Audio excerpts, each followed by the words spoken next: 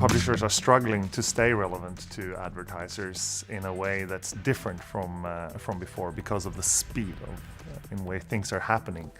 But they are still very much relevant. And just looking at the media spending today, you see that they are able to sustain that relevance, but they are gradually threatened by platforms and solutions that are both faster and more efficient.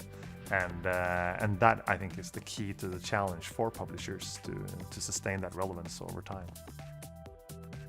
Publishers have been, in many ways, shielded a little bit from a lot of the changes in society by saying that we have a voice and our voice matters, more than saying the consumer or the user has a voice and we need to listen to that voice.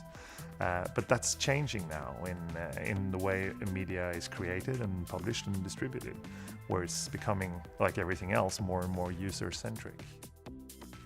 At the heart of the publisher's value proposition is the ability to tell a great story, and using what many describe as journalistic capabilities, but just in the essence being able to convey what is important and useful for someone. And as advertisers, that hasn't really been at the core before. It's because it's been about the product. But now that it's more about the user, you have to, in a completely different way than before, actually communicate what is the value proposition. And publishers have always been great at telling stories. That's what they do. A lot of the advertising formats that we have today were created in, the golden era of media, where you had a scarcity of media outlets, and advertising agencies were created to use the spaces that the media had created. So what's changed now is that the media formats, or the advertising formats, if you call them that, are no longer dictated by media themselves.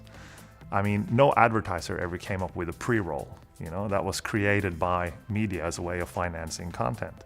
Now that the balance of power has shifted in many ways, media needs to rethink those spaces and how, where they enable and allow advertisers to come in and talk to their audiences.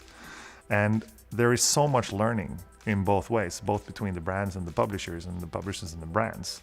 So it's the skill set of the publishers moving over to the brands, but it's also the values and the ideas of the brands are becoming more dominant in the publishing space.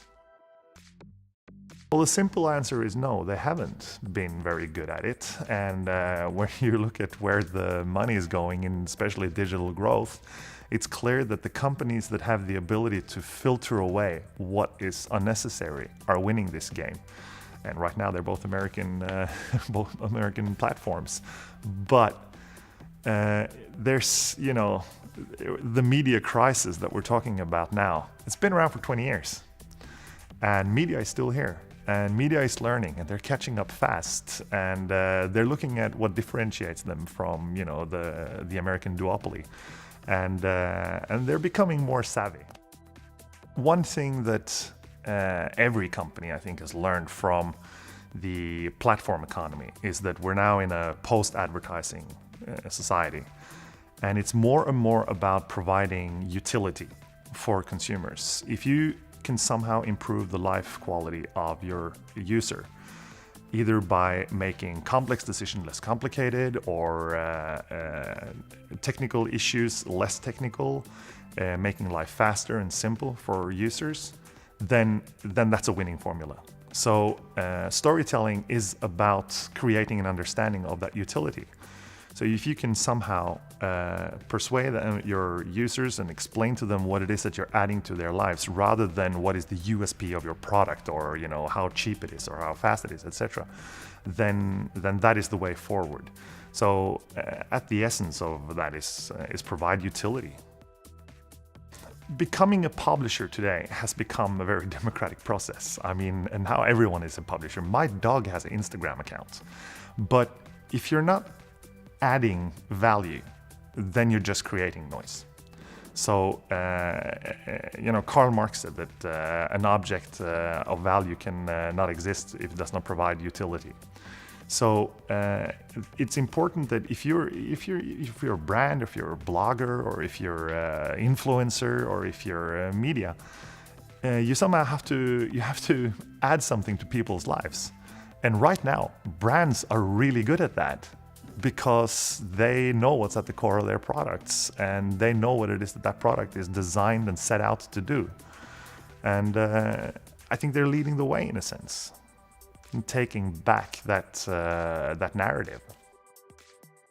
The whole media landscape is extremely cluttered, and that is providing a fantastic dawn of faster and improved personalization through artificial intelligence, machine learning, understanding the patterns of what lies behind user content consumption, regardless of platforms, and filtering away what isn't relevant and what isn't necessary, and in fact enhancing what is the best option at the best time for people. And that's coming now. It's coming fast. It's early days for machine learning and artificial intelligence, but it's already becoming, in a sense, commoditized. I think we'll see more and more AI as a service on almost every level of product, be it from the way we communicate directly one-to-one, on chatbots, on messenger services, etc., that we're already seeing today, to personalization of media experiences based on where you are, what you're doing, what platform you're on, what time you have available to you. The systems that we surround ourselves with right now are already really good at processing and finding those optimized time slots for serving us content that is the most relevant from where we are at the time.